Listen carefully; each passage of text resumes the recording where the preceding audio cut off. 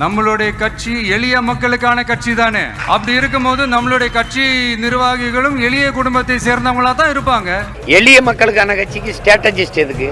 மக்களை படிக்கிறதுக்கு பீகார்ல இருந்து அங்கிருந்து இங்க இருந்து ஆள் கொடுத்து வந்து வீக வகுப்பாளர்கள், அது எளிய மக்களுக்கான கட்சி இல்ல. பிராண்டிங், எளிய மக்களுக்கான கட்சி எதுக்கு பிராண்டிங் பண்ணுது? எதுக்கு புரியலையே.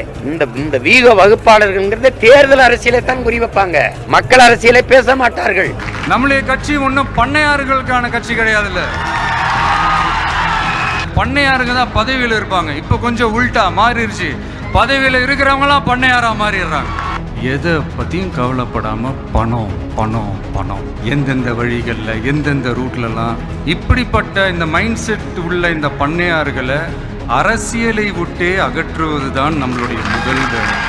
பண்ணையார் ஆட்சி, பரம்பரை ஆட்சி, அதை அகற்றுவோம்னா இப்போ நான் சொல்கிறேன், நான் எங்களுடைய அரசியல் எதிரி இந்த நிலத்தில் நச்சு அரசியல், நாச அரசியல், தீய அரசியல், இந்த ஊழல் லஞ்ச அரசியல், இந்த மத போதை அரசியல், இதையெல்லாம் கொண்டு வர்றது திமுக தான். அதை ஒழிக்கணும்னு நினைக்கிறோம்.